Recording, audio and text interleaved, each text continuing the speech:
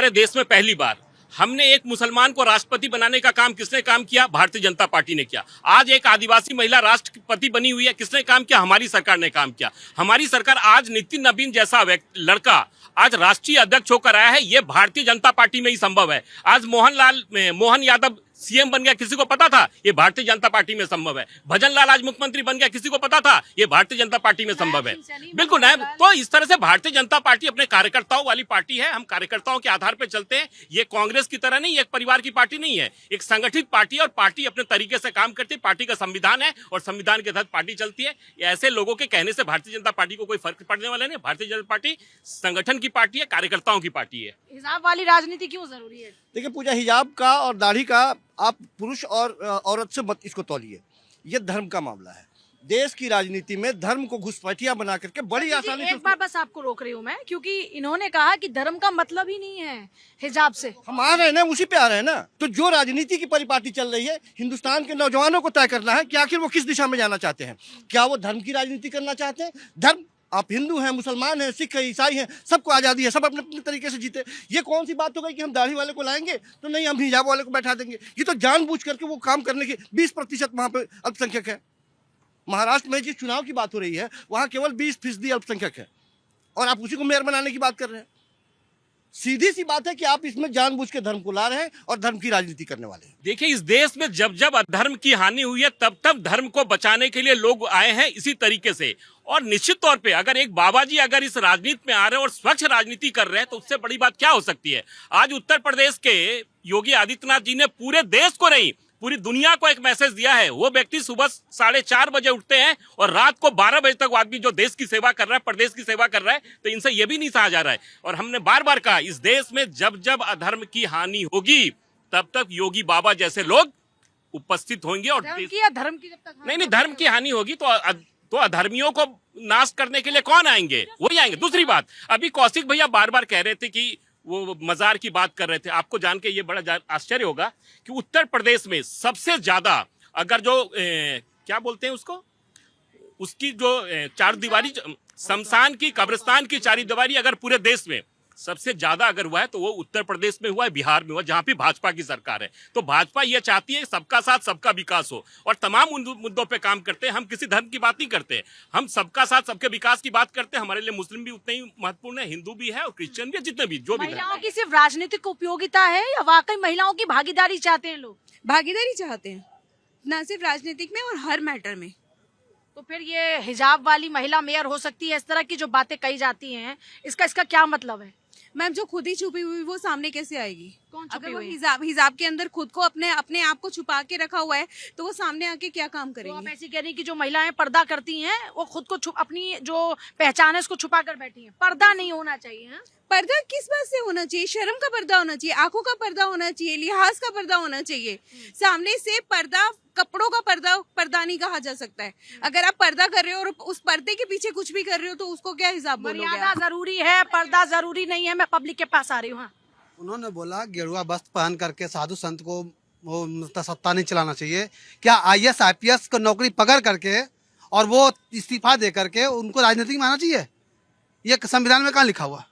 लिखा हुआ आपने पढ़ाई लिखाई किया कि मैं देश की जनता को एक स्वच्छ वो दूंगा। सबको अधिकार है राजनीति में। कोई भी तो अधिकार है तो अच्छी, तो ठीक है, अधिकार है तो क्या साधु संत को अधिकार नहीं है? वो तो और अच्छी बात है। ना उनको बेटे की टेंशन है, ना उनको बेटी की टेंशन है, ना अपने माँ का टेंशन है, ना अपने बाप का टेंशन है।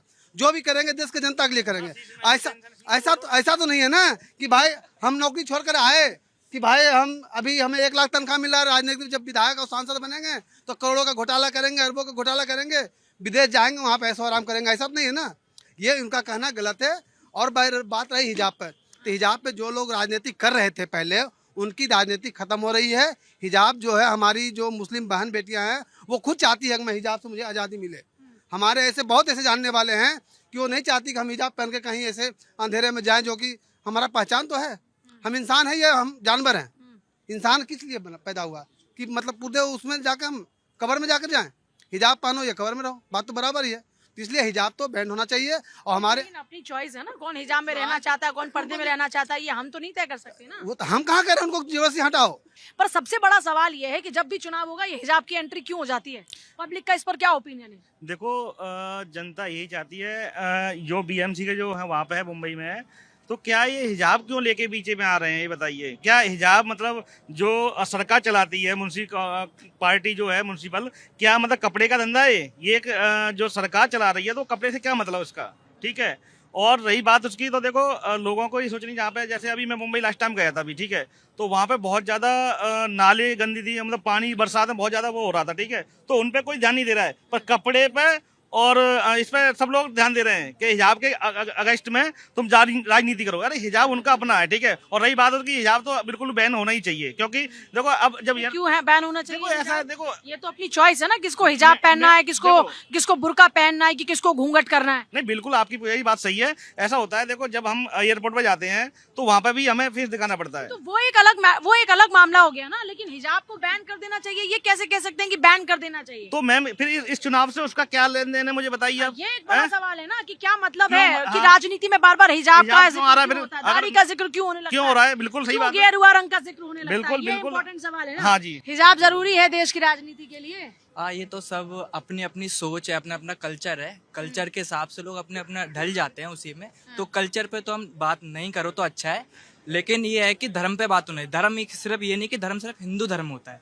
धर्म एक मर्यादा सिखाता है और क्या सही है क्या गलत है ये सिखाता है। राजनीतिकरण होना गलत है, आप ये कह रहे हैं? हाँ, इन चीजों पर राजनीति ना हो, लेकिन धर्म के साथ हमें लगता है कि जैसे कि जो मोमडन है उनको भी धर्म सीखना चाहिए, क्या सही है क्या गलत है। और हिंदू को भी धर्म सीखना चाहिए असली वाला। लेकिन इस पे कट्टरता, आपने सही बोला, कट्टरता गलत है कि मेरा है मैं ही हूँ और बाकी सारी चीज गलत है। नहीं, मेरा ही नहीं होना चाहिए। सब में अगर सबका भला हो रहा है बहुत बढ़िया तो कही कि वो भाई ज्यादा कोई भी धर्म आपको मर्यादा सिखाता है, आपको डिसिप्लिन सिखाता है, लेकिन अगर आप उसी डिसिप्लिन को तोड़कर ये कहें कि मैं इस धर्म का पालन कर रहा हूँ, तो फिर आप धर्म का पालन नहीं कर रहे। देखिए, हिजाब के नाम पे ये है मैम कि ठीक है, हिजाब हो या नकाब हो या फिर हमारे में घूंघट होता है, वहाँ पे ऐसा कोई प्रावधान है कि अगर हिजाब आप लगा के जा रहे हैं तो आप यही बोला जाएगा ना कि मैडम थोड़ा सा नकाब को ऊपर कर लेंगी, कर दो।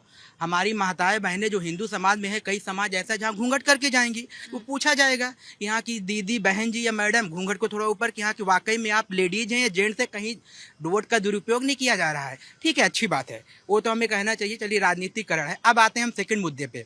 अभी हमारे बड़े भैया बोल रहे थे कि जो क्या कहते हैं अपने पूजा पाठ कराने वाले हैं, उनका टारगेट डायरेक्ट माननीय योगी आदित्यनाथ जी का था। हम सीधा सा करते हैं, हम किसी राजनीतिक पार्टी से नहीं है। उनको जो है नहीं, उनको जाके पूजा कराना चाहिए किसी मंदिर में, किसी सन्यास ले ले किसी, ठीक है।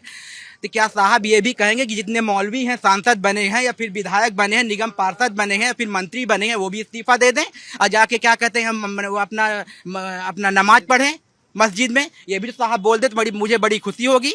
एक सामुदायिक उन्होंने टारगेट तो बना लिया। जितने भी सांसद मंत्री विधायक बने हैं, मैं आपको 10 अभी नाम गिना दूंगा, जितने मौलवी हैं सब जो है कोई सांसद बना हो, कोई मंत्री बना हो, कोई विधायक बना है, साहब उनसे भी जवाब ले लें कि वो भी छोड़ सकता।